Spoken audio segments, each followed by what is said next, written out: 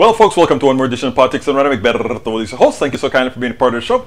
We're going to have a great show for you today, as usual. Hey, guys, guess what? After listening to El Senor Biden today on that press conference that he just gave that press conference about 15, 20, 30 minutes ago. I tell you, read between the lines, real between the lines. Build Back Better is not back yet, but it just may be. And there's a key sentence he accidentally allowed to slip. Maybe accidentally, maybe not. Maybe a message to progressives, maybe not. But I think I kind of see what he was doing there. But you know what? Hang around so that you can listen to that and tell me what you think. But before we get into that, let's go ahead and talk to you guys about what's going on here. I sent out my newsletter last night because I was really feeling it, you know. And one of the things I wanted to get out in that newsletter was to tell people to get not to let this stuff, Manchin and all these guys, get to you, not to let it get you back. Bruce says, build back in pieces. I know that's what a lot of people think. You know, it's funny because if you build back in pieces and the pieces turned out to what the whole was in the first place, all you had was a whole lot of ragging, right? That's just about it. So, but anyhow, check out the newsletter. I have two major newsletters that I do: the Substack newsletter and the PDR newsletter that goes out every day, and then sometimes in whole by itself. Check out the Substack newsletter that I put out last night because I think it's an important read. I think it's an important read that I want you guys to take a look at. Anyhow, welcome aboard Brian Miner, Bridge MCP, Melanie Keelan, Bruce Pollard, Tom C. ¿Cómo estás, Tomas? Nanette Bird Smith, and of course, the venerable ABQ, Michael Rudnin. Anyway, let's get busy. According to Rudnin, Omicron is the second most contagious virus in the world. It's just very important for people to understand that we are in much different position than we were 2 weeks ago. Dr. Claudia Hoyen, University Hospitals Babies and Children Hospital, says, we all need to be on guard because the potential number of people getting infected, even if it turns out to be that the virus does not cause a severe disease in people. We don't know that right now, as the information is still forthcoming. Of course, there's also long COVID and all these things that we don't know about. We must assume that it is as serious as Delta. If that's the case, we're going to be overrun. Omicron COVID has an RO of 15. Only measles with an RO of 18 spreads faster. Just for comparison, the RO for the first COVID-19 strain was 2.4. Wow, didn't know that. But what about Ebola? I thought Ebola was greater than that, but hey, I don't know. I just thought so. Maybe it's because Ebola kills so quickly and it's such a horrible bleeding orifice type disease. Who knows? Anyhow, we did it. Chile's Boric seals leftist revival with election win. I know, is that great or what? People thought that somehow Chile could never come back from the brink from Pinochet and all of that. And you know what? They elected a young, a progressive that came straight out and said, to hell with neoliberalism. That is what we need, and we need that here. And you know, people in the United States already, if they only knew the definition of neoliberalism, if they ever knew that Donald Trump put it on steroid, if they ever knew, I know people will say, oh no, the Chicago boys from Milton Friedman is the one responsible because he's the one who helped Pinochet overthrow Allende, and from that it was a migration of the Chicago boys over the world, just preaching the world of neoliberalism in order to not allow fascism to take hold. We just threw everything to the private sector and all that crap. It was never so, folks. It was always for a few to run the many. Anyway, so that is the case. Having a real social security system that doesn't have people behind, ending the hateful gap between healthcare for the rich and healthcare for the poor, advancing without hesitation in freedoms and rights for women. Gabriel Boric. I look forward to seeing what a real leftist can do with power. I also dread that our government will do to prevent such outcomes of their people. Let me talk a little bit about that, and then we'll move on. Whenever you talk about social democracies, one of the arguments that a lot of right-wingers, a lot of your conservatives would say is, show me one that works, right? And Of course, we know that the Scandinavian countries are not as left as we would like it, but they're very left in the social programs that they provide, in the inclusivity that they have in their social services, etc. We know that they work fine. But you know, that's not what they mean, because they don't want to classify Denmark and Scandinavian countries and all these other countries as social democracies, which is what they really are, right?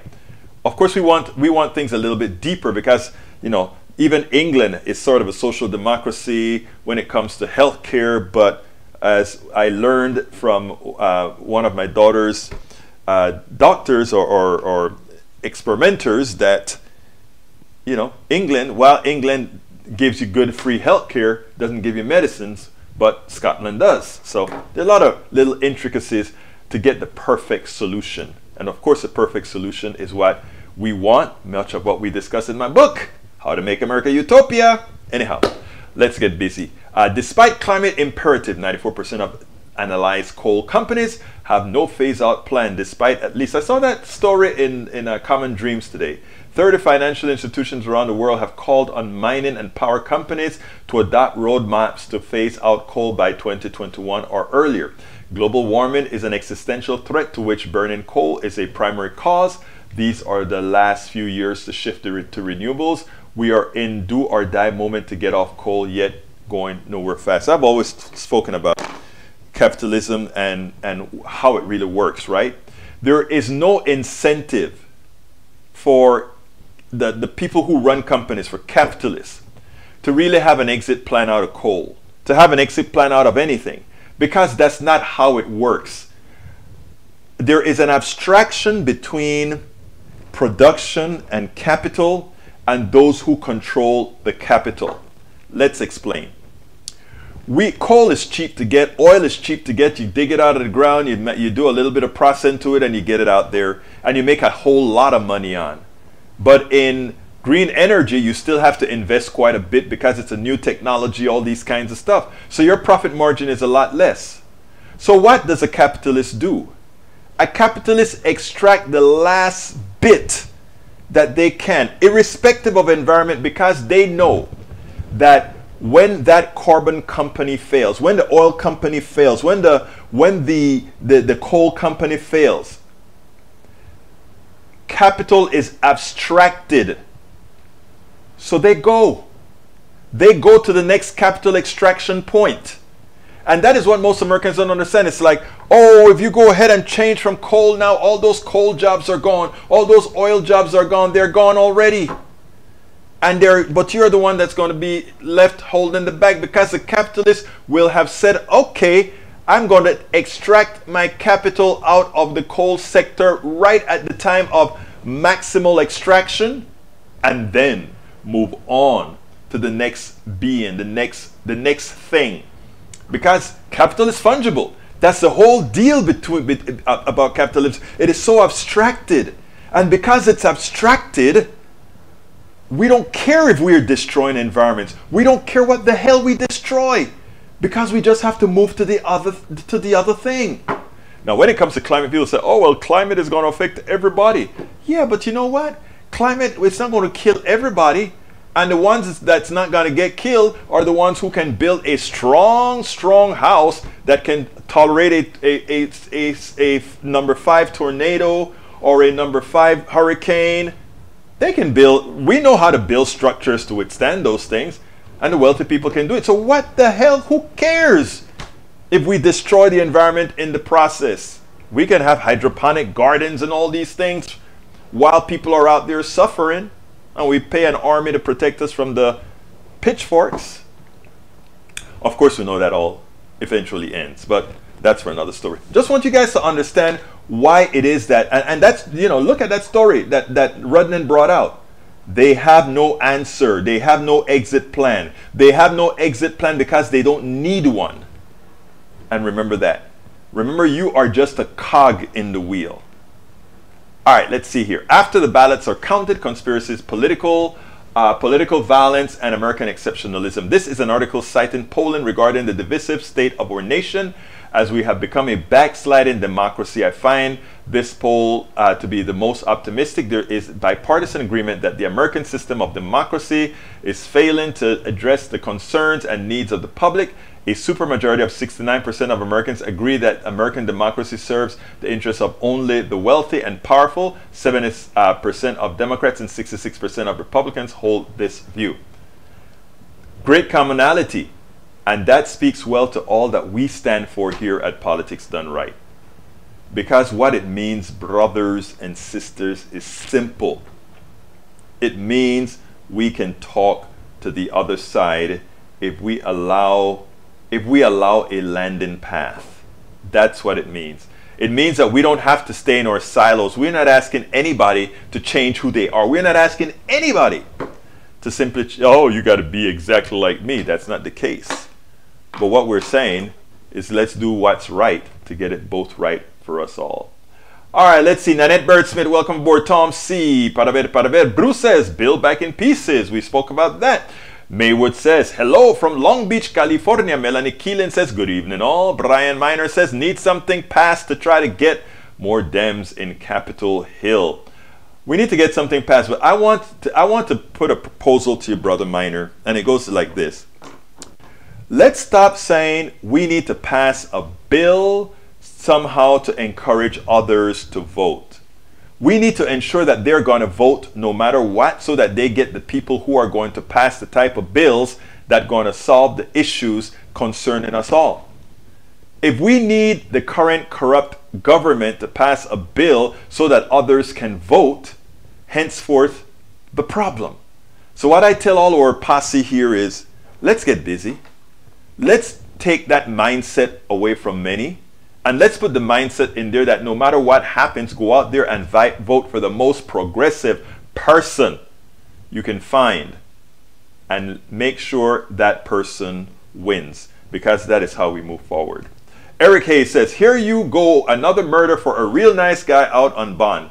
You're stuck with that. There's a particular, well, I won't go there. But I wish the passion, by the way, it's bad when anybody gets killed, Eric, but I wish the same passion you have for when these petty criminals kill one person, I wish you had the same impetus to go against the criminals in the state government right now, your state representatives, every single Republican criminal in the state house that kills over 2,000 Texans every single year. I hope the same way you want that murderer who killed that person that was out on parole, or not parole, but out on bond, I hope it's the same feeling you have for your murderous criminals in the Texas state legislature who has killed over 2,000 Texans, or who kills over 2,000 Texans every year by denying them the Medicaid expansion to the Affordable Care Act that is available to everybody if the state simply said yes. ABQ says, if Democrats don't pass something major, the people, they lose 2022. Look, but ABQ, I repeat, brother, I repeat, let's not let that be a statement of fact. Let's let people know, if you want the right things voted on, you got to vote. Manchin was right. You want more progressive stuff? Then go ahead and elect progressives. So if you don't have a bunch of progressives, don't expect much. Eric Hayes, ask Mr. Science, what does he think? I don't know what you're talking about, Eric. Bruce Pollard says, smart viruses don't kill their hosts. I know, they live in them forever. That's why you have certain viruses in your body. They continue to stay forever and ever and ever. Michael Rodden says, Egberto, Ebola has a R0. R0 is 2. Wow, I could swear it was higher than that, but you learn every day. Bruce Pollard says, Ebola killed their host before they could spread. Henceforth, why it drops. Exactly right. Exacta mundo. Let's see, Michael. Bruce says, if you want money, you take it from the class that has it. Which one? The middle class. But I want to put a corollary onto that, Bruce. If and correct me here, Rodden, and I know you're going to put the numbers out there. But if 10% of America owns 80% of everything, it's not the middle class who has it. I think it's important for us to figure that out. It's not the middle class who has it. Egberto, you have something for my screen. Let's see what you get, Rudnin. Let's see. Are you going to make sure it's something that I can put on the screen, Rudnin? Ah, love that one. Actually, I saw that one. I saw that one. Good one. Good catch. Let me go ahead and put it on the screen for everybody to see. And for those who are listening on podcasts tomorrow or the day after who don't have the picture, it says the following. You remember that guy who does the motorcycle, that big, strong guy who fixes motorcycle? No, is that the motorcycle guy or is that the guy who goes ahead and get people on the bond? I don't remember which one it is. But anyway, it says, socialism never works. Norway is socialist and they're doing great. He responds, they're not socialists. They're capitalist countries with strong welfare policies. Then let's adopt those policies. No, that's socialism. That is a perfect argument, because we are saying we would like to see policies that they have in Norway, that they have in Switzerland, that they have in Switzerland and Sweden. We'd like those policies. We'd be satisfied with those policies, right? And when confronted, they say, oh no, those are capitalist countries. Okay, if you want to call them capitalists, be my guest. So let's adopt those policies. No, that's socialism. Make up your mind. Make up your mind. Good one, Rudnin. You always get us some good stuff. Good one. All right, let's continue. Let's continue here. Continuing, we have, why is New York not following orders from Biden administration and no mandates and shutdowns? Because, there's a time that Republicans used to believe in independence, right? They used to believe in local government. They used to believe that you want to keep the government as local as possible. And, I think that's what New York is doing. New York is saying, for our very congested city, we depend on mandates to prevent what occurred 2 years ago from occurring again. Local government, different rules apply because there are different conditions. Republicans used to be a Republican mantra from state rights right on. Of course, we knew what they meant by state rights. But then, when a Republican, listen to this, guys, I really want you to hear this.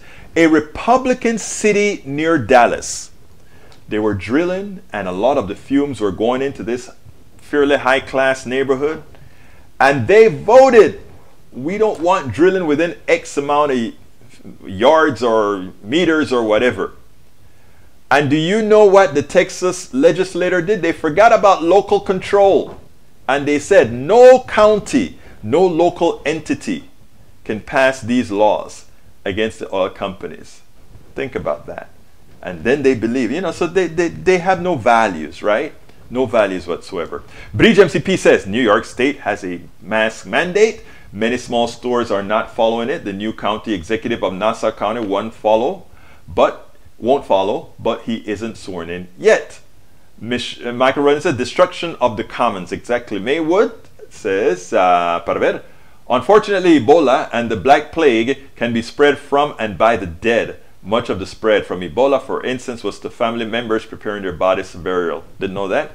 Okay, Bruce says, Manchin has more money than he needs. Manchin, okay. If he cares about the future at all, then he needs to change his position. Coal should stay in the ground. Let me tell you something, Bruce. There is a lot of wealthy people. There's a certain pathology there, right? There's there's a mental disease there, that you have all the money, more money than you could possibly spend, but you still want more, and you still want to establish laws that say you cannot redistribute what you got. That's sick. That's sick. An economic system is not divine. It is person-made, man-made. And notice I said man-made. I don't mean people-made, man-made, because there was certain kind of men who created this failed economic system. All right, Carl Cox. Democrats can't pass anything as long as Manchin and Sinema are still in the Senate. The conservatives want a banana republic where they rule with an iron fist by rules set by the mega rich. Yeah. But we still have power. We still have power. And that is what we have to do, empower others. When you see me talk about not giving up on anybody, or not letting myself fall into hating on those who would hate on me politically, it is for that reason. If we allow that, we've already lost the battle. But if we don't, we win. And you know what? I hate losing. So we're going to win. All right. Eric Hayes says, Egberto, are all cogs on the worldly wheel rich, middle, or poor? Huh? Let's see. Let me see if I understand that. Are all cogs on the worldly wheel rich, middle, or poor? Huh? I don't get it. You may want to expand on that. All right, Carl Cox agreed, but the populace won't see it that way come voting time. The public populace, Carl, AVQ, or rather, who told me that? At voting, they won't see it that way at voting. Let me tell you something. You know what's it? The common knowledge right now, or the common point of view right now, is that we're going to lose the House big time, and we are going to have to fight very hard for the Senate. That is, that's how things have run before, and everybody lived by those tenets, and they behave that way. There are these things known as self-fulfilling prophecies. A self-fulfilling prophecy is that because you think you know what the outcome is going to be, you live your life into that outcome. Whatever happens if all these Congress people go into their districts and become unabashed progressives and go into all these neighborhoods that they represent and say, this is what we are going to do for you, and this is what they are preventing us from doing for you, and this is what they will do if they get into office. Why don't we have a standard line and we go out to people? You know what? People still love to eat. People still love to have their own money. People want all these things. So why don't we do that? Instead of buying into the status quo, buying into, well, when the party in power usually loses at the House. Well, it didn't happen under Clinton. It didn't happen under Clinton while he was being impeached, and it didn't happen under Bush. And people want to say, oh, well, it's because they were doing the impeachment wars, and it's because Bush was doing the Iraq war. And I'm going to beg to differ. I'm going to say, you know what? It's because people acted like they will not lose, and they went ahead and they went positively to win. If Democrats go out there and say, we are doing this for you and we'll win, guess what will happen? They will win. Bruce Pollard, time to define most progressives. Progressives should be in the middle. I don't know what... Bruce, you and I are supposed to sit down and have a talk for a few hours. Because the middle is an interesting thing, right?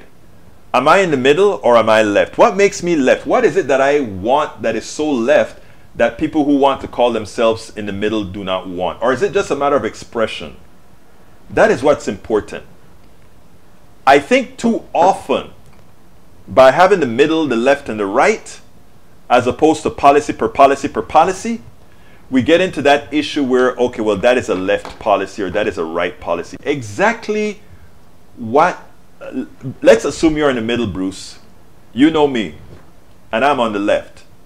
Please tell me, from a policy point of view, where do we differ?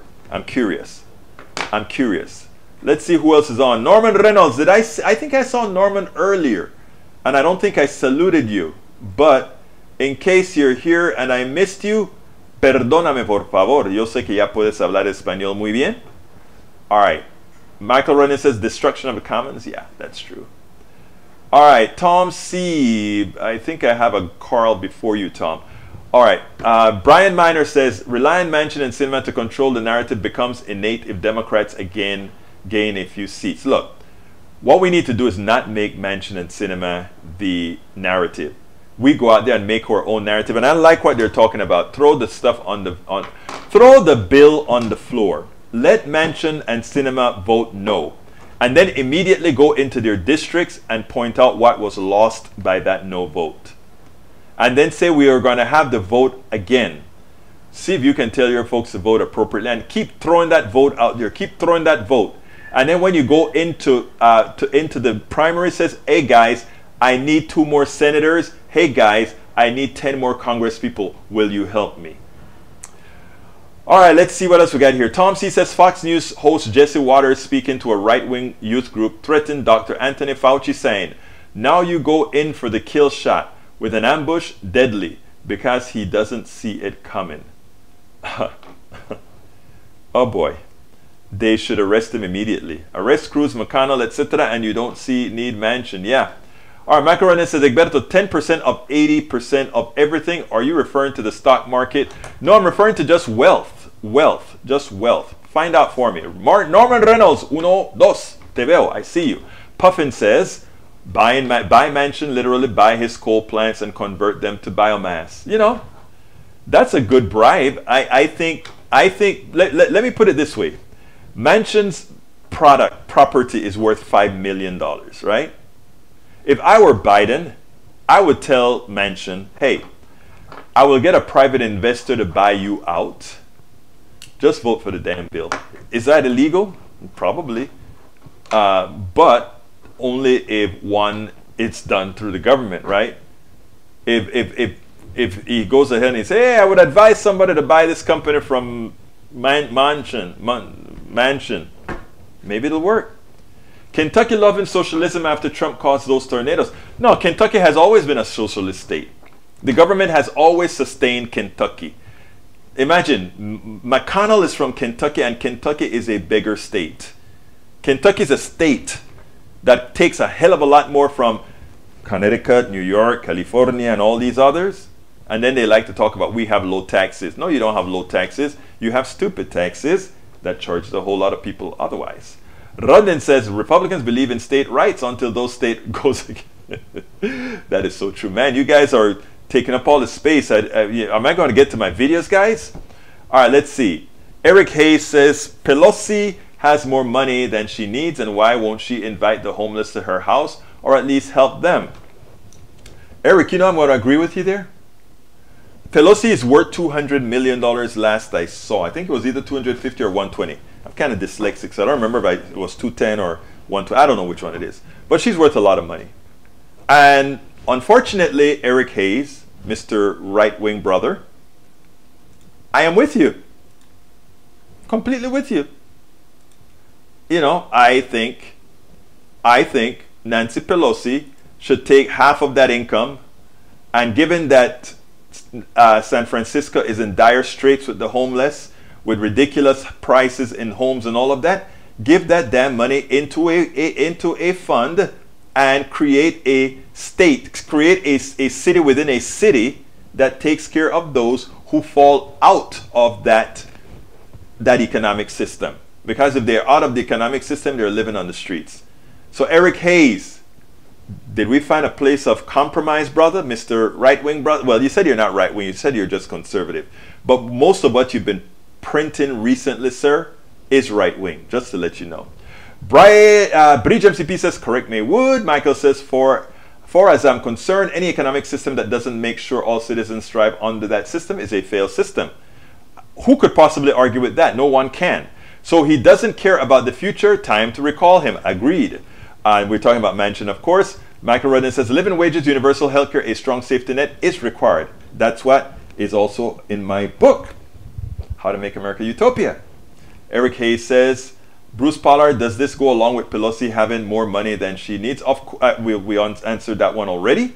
Maywood says, Michael Rudnin, and the funny part is that according to the South, that was what the Civil War was about. Yeah, I hear you. I hear you. The duck that quacks is in the house. Welcome aboard. Norman Reynolds says, the need for left and right notation is to say both sides. Breeze says, yes, Egberto Willis, go to his people and tell them, blast it on their TVs. Exactamente correcto. Eric Hayes says, White House messaging is pretty divisive. Keep up the work into 2022, Mr. Fauci in science. No, it's not divisive at all. Have you ever listened to Fox News? If you want to know what the instantiation of divisiveness is, just turn on Fox or turn on any talk radio on the right, and you see people whose heads seem to be in explosive manner at every time of the day. That's what's divisive sound like. Egberto, the top 10% owns 70% of everything. One more of the screens. You know, that's why I said, Rudnin, I figure you will go ahead and get the numbers for me. Appreciate that. I said 10% 80, but it's 10% 70%. There we go. 10% owns 70% of U.S. wealth. And there's the stuff on the screen, Michael Rudden. So what we're showing on the screen, to my podcast listeners, you can actually see a graph that shows how screwed up the wealth distribution is in the United States. And it goes up from 1989 to 2021.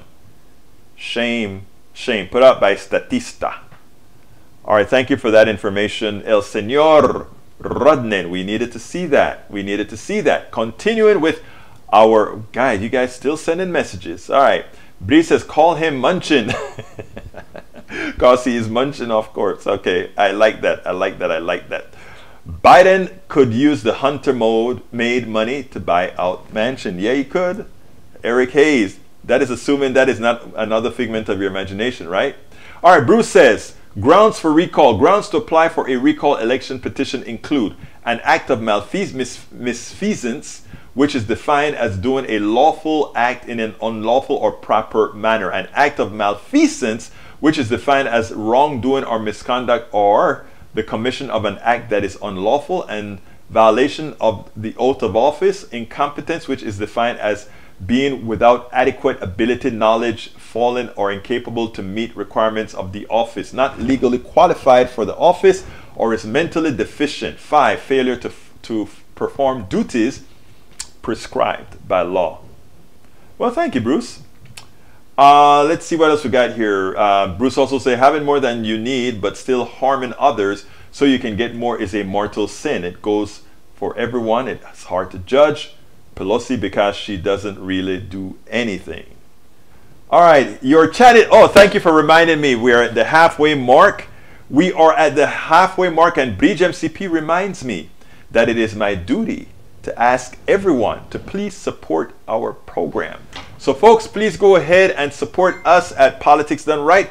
First of all, you can support us by going, if you're on YouTube, just click on that button that says join. Click on that join button. If you are on any other channel, whether it be Twitch, whether it be Twitter, whether it be, what's the other channel, Facebook, go ahead and go to politicsdoneright.com/YouTube.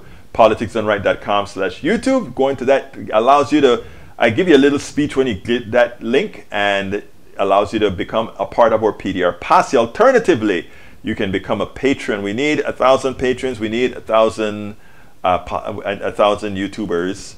We are 30% at YouTube, and we're only let's see, 12% for Patreon. So we need you. So please consider becoming a patron or consider becoming a YouTube subscriber. Alternatively, you can support us at PayPal. PayPal, politicsdoneright.com/PayPal, politicsdoneright.com/PayPal. And you see those books that you see scroll at the side? As I see it, Class Warfare, the only resort to right-wing doom, that teaches you a whole lot about the economy. It's worth it. How to talk to your right-wing relatives, friends, and neighbors. If after you learn about the economy, you can talk to them about it. This shows you how to talk to them about it. And of course, how to make America utopia. After you've talked about it, you got to inspire folks. How do you inspire them? How can we make this country the country we want? Utopia.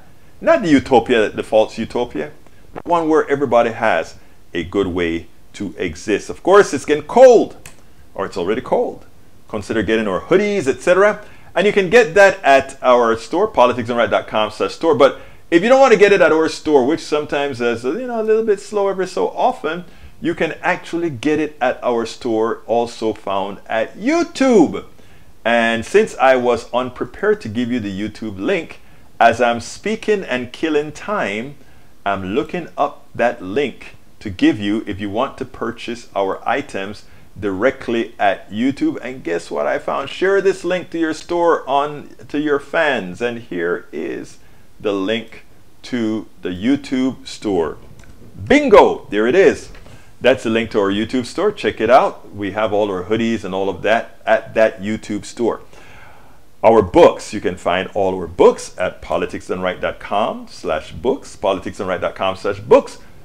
Trust me, you're going to like the books. Take a look at the ratings. The ratings at Amazon for my books are pretty good. So check it out. Check out what people have to say, etc., etc., etc. Also, if you want to find a catch-all for support on Politics Done Right, go to politicsdoneright.com/support. Anyhow, let's get back to the program. I want you to listen to what brother Biden had to say. Because for me it was like, Brother Biden, where was this passion?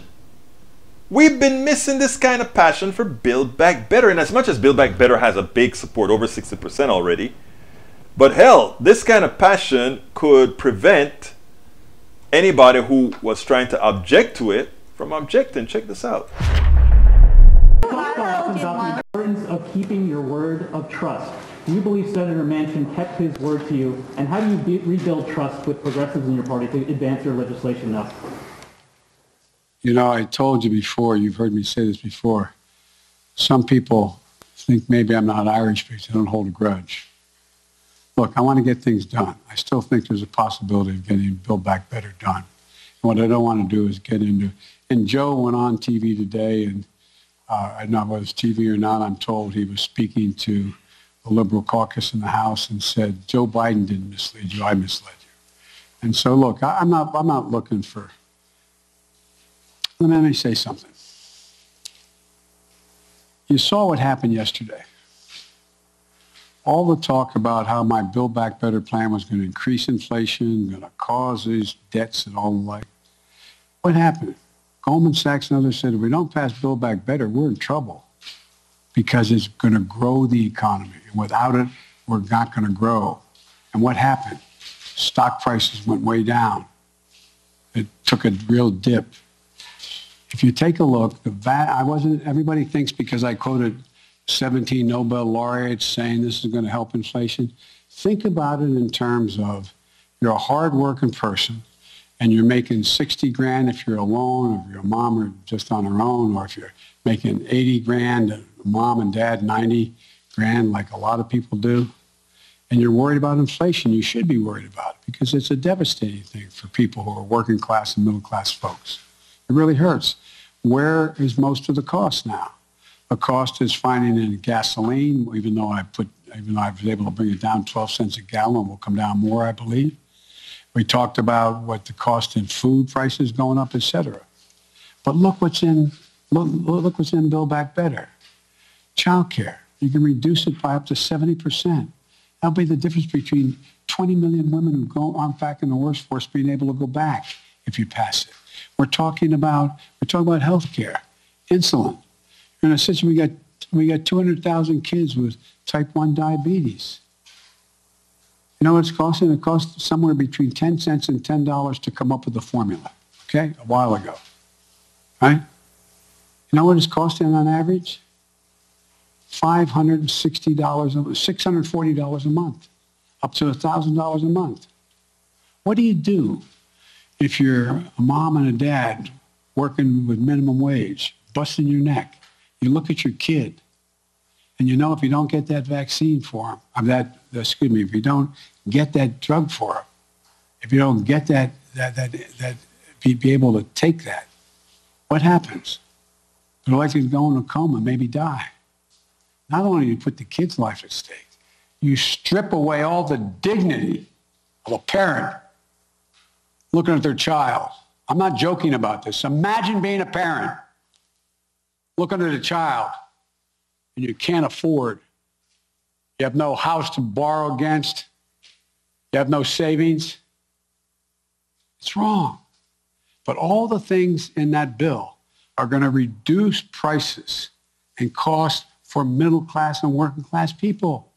It's going to reduce their costs. What's inflation? Having to pay more than the money you have because things have gone up. Well, bring down all those costs across the board from child care to a child care tax credit.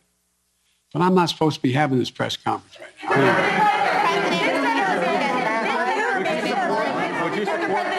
Mr. President, did Senator Manchin break his commitment to you? When you announced the framework, the White House says that all 50 senators were believed to get behind it, all 50 Democratic senators. So did Senator Manchin break his commitment to you? Senator Manchin and I are going to get something done. All right, there are two things that he said there that's very important, right? And I don't think I heard anybody capture it on MSNBC or CNN. I don't know if they mentioned it while I wasn't listening or whatever. But there's one thing he said kind of under his throat. And he said, Senator Manchin met with the Progressive Caucus in the House. And he said, it's not the president who misled you, it's me, or something of that nature. He kind of said that in passing, and he said it under his throat. It's kind of like, why would he say that, right? Did it happen? Maybe it happened, but why would he come out and say that? And then he goes ahead and he says, Senator Manchin and I are going to get something done. Okay? And then we hear through the grapevine that apparently what happened just before Sunday, him going on to Fox News, is evidently somebody released some sort of negative information on Manchin, some of the staff working on, the Democratic staff working on the Build Back Better as they were negotiating, in order to prod him to just say yes. Apparently somebody released some sort of information. He's not talking about it. They're not talking about it. We don't know what that is. Okay? So I think there was more to that no on Sunday than meets the eye. And we'll see if I'm right on this one, but I think I am. I detected something not only with him, but also with Pramila Jayapal. Pramila said on, I think it was Lawrence or on Rachel or one of them, she's speaking to Manchin, and the tonality that she had wasn't that saying this stuff is over. So if you're reading between the lines, it seemed like that was a stunt to me. I could be wrong, but it seemed like ultimately it's going to turn out to be a stunt. But stunt or no stunt, we have to hit Manchin hard for giving the possibility, and I think I said this in the last video. His statement was it increases inflation, it increases the budget deficit, even though it's paid for, and all these things he talks about, right? But there are two mistakes there, or three mistakes. One, it does not increase inflation. Two, he says he cannot vote for anything that he cannot explain to his constituents. You have to be fairly dumb not to be able to tell the poorest people in the country that we are putting out a policy that's going to inflate your wages so that your kid can go to school, so that your kid can go to the dentist, so that your mama can get some teeth, so that your mama can get a glasses for her eyes. How difficult is that to explain to your constituents? And when they say, and how is it going to be paid for? To say, well, you remember all those guys that took that coal out of the ground and burnt it and made millions while you got arsenic poisoning, while you got mercury poisoning? You remember all those guys that pulled the oil out of Pennsylvania and all these other places and left the contamination between the strata in the ground? Remember all of that? Well, we are going to ask them to foot the bill for something they should have foot long time ago. And we're going to stop listening to the, those slaves who are always there to protect their masters, even as they're getting their butts whipped. Those people who protect the plutocracy. Those people who are poor, but are always saying, you can't take that from the rich man. As if he somehow earned it. You know what I mean? So no, we're not going to go there at all, folks. That's not where we're going to go. So that's the second thing about Manchin. And the third thing is he is simply lying. He goes out and he says, I don't want to give my people, and this is the best part. He doesn't want to give his people a break because they will go and buy drugs and go hunting. In the Reagan days, they used to do that with the black woman, right? The black woman, she's a welfare queen. Oh, Manchin wanted maximum expansion. So he decided, I'm not going for the black woman now. I am going to attack my own people. Hey, you gun-touting West Virginians? Nah, That's no, we're going. The West Virginia gun-touting folk. Because you know they're not talking about folks in the ghetto and the barrios now. They're talking about Appalachia.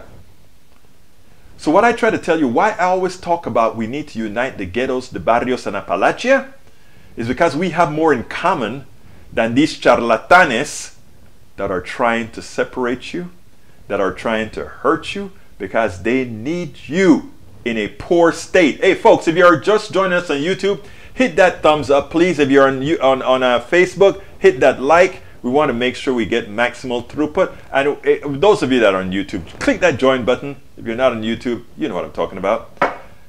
So that is what's important for you to know, folks. And it's important for you to hear this from me, but not only from me. They need to hear it from you. And you have Trumpists in your family. You have right-wingers in your family, like I do as well. You got to point these things out. Nicely, of course. You want to kind of point us for it?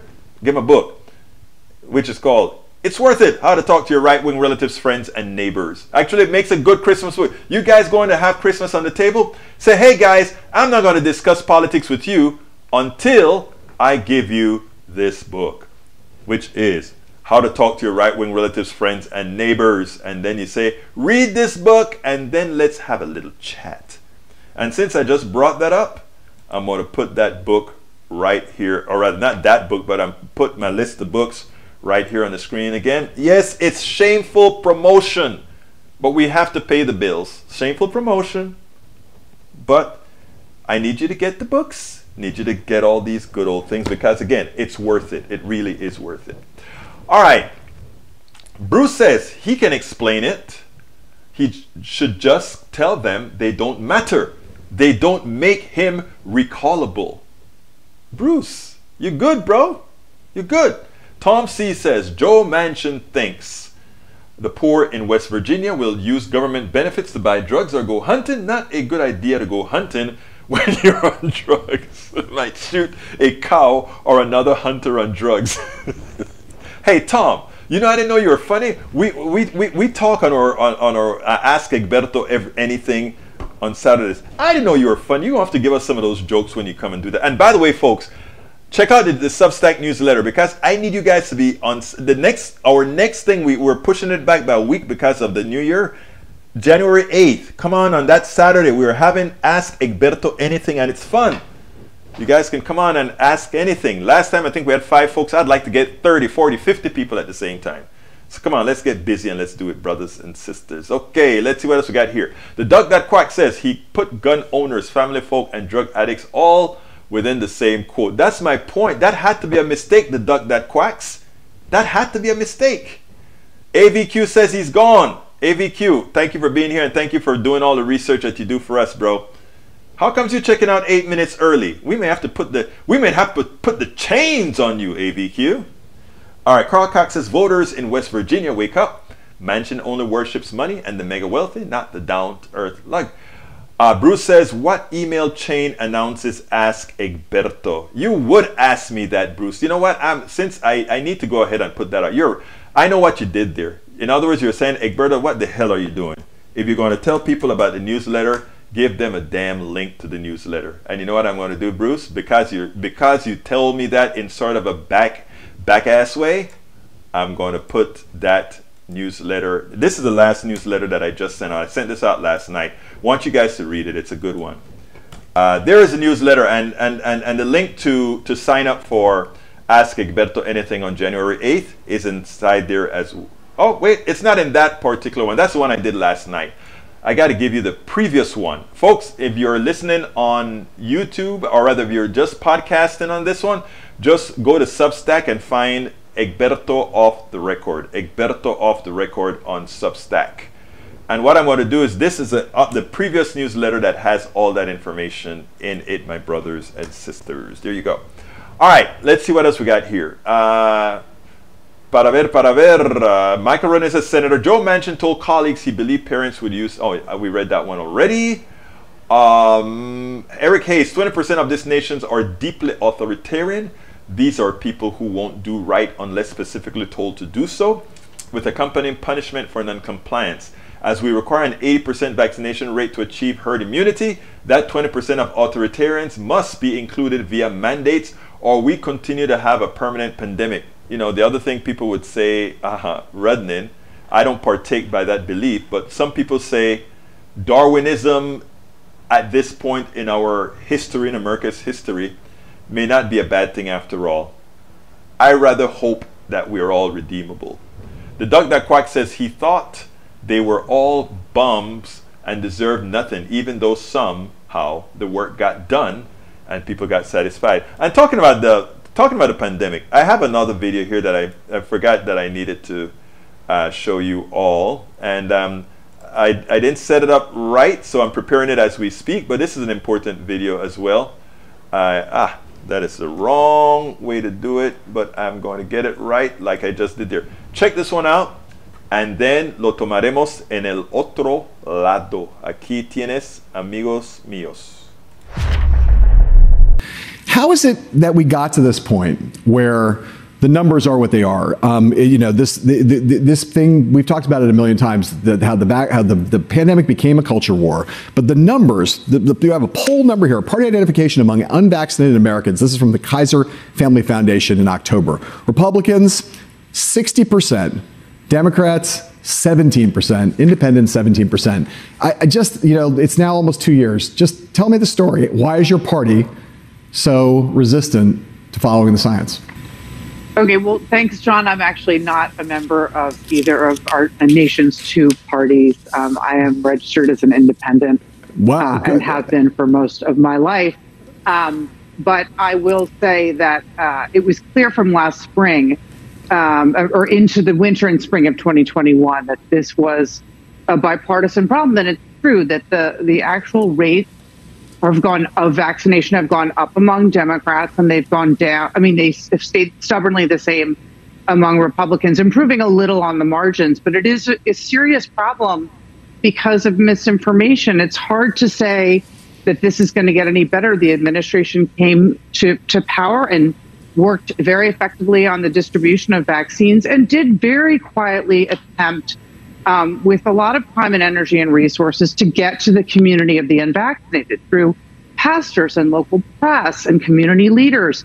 And they try to do it quietly, not from the White House Rose Garden or the press briefing room, but to have people in their own communities try to reach the unvaccinated. And it was again, successful on the margins, but not in a material way. And so we're looking at a community of people that have lost people in their community. They've lost relatives. They've lost radio talk show hosts. They've lost ministers. They know this virus kills them, and they refuse to get vaccinated. At this point, it's very hard to say that trying to educate the public on vaccines and the benefit of them is going to help us with regards to Omicron. And it's terrible what this does. People who choose to let themselves get sick or their family and communities get sick and to die of this virus impact everyone, of course. And therein lies the problem. How do you spare the cancer patient, the stroke patient, someone giving birth to a baby with these overrun hospitals with people who are willing to get this virus? And that's a real question, right? With a whole bunch of irresponsible people running around, them holding the resources of the hospital that could hurt people who are getting a heart attack, a stroke, or whatever because of the lack of beds, the lack of support. How do you handle that? I think, I have to be frank here, this part I think needs to be fairly macabre. I think you have to, when somebody comes in, are you vaccinated or not? And I think you have to have cues for the vaccinated and cues for the unvaccinated. It's going to run into some moral problems because people are going to say, what about the guy who drove drunk and got into an accident? Should he go into a different queue? There are going to be a lot of issues like that. But I would say for this is a special situation, in my humble opinion, that needs mitigation. I think this is an important one. Bruce says probably too late. We live with the flu killing many. COVID will be more, at least for the next few years. We need to step back and look at what needs to be done to make a good life with COVID greater than 0.8. The Chinese have done that. The Chinese, you know, again, the Chinese pretty much want to prove that democracies can't quite work. And it's interesting because what you find is there are areas where giving commands are preferable to voting on something, right? And I think the way you make that a democracy is you make the democracy say, or you put to the vote the democracy that says, I want to allow certain parts of our democracy to be fairly undemocratic because we cannot wait for democracy to catch up. How that is implemented, again, I think we do that already. You remember something called selective service and other things like that. So just a thought, We are at the end of the show, folks. Look, as usual, you guys make this stuff worth doing. Great commentary from all of you. I mean, if I forgot to mention you, if I forgot to call you out, if I didn't see you, just drop me a line at the end. Remember, this is your show. If you want particular topics covered, you go ahead and send an email to info@politicsdoneright.com, info@politicsdoneright.com. The Duck That Quack says, great show, cut nearly 45 minutes of it. Well, I thank you so kindly for catching what you could of it. Don't forget, folks, support the program. I'm only going to give you one more link, and that is the catch-all link, if I can find it. I think I found it. Well, I thought I found it. The catch-all link, folks, is at politicsdoneright.com/support. politicsdoneright.com/support. That is a way you can support us in all possible ways. Bruce says, tell me how the Chinese are winning. Look at GDP. There's another factor where it comes, Bruce, to, and I'll say Argentina, Panama, Ghana, all these other places. If the Chinese winning, well, that's for another day. But anyhow, my name is Egberto Willies. This is Politics Done Right. And guys, you know how I end this baby. I am what? Out. We spend a lot of time deconstructing the news, trying to parse it into a form that everybody can understand. We try to find those little nitpicks where it flies above the fray, etc. If you really like these videos that we do, I want to ask a big favor. Please go ahead, number one, subscribe to our channel, and number two, please join if you can. Thank you so kindly for watching. Keep watching. Please remember to share. We must populate the entire internet with our progressive message, a message that we know is what most Americans say that they want. So help us, please join.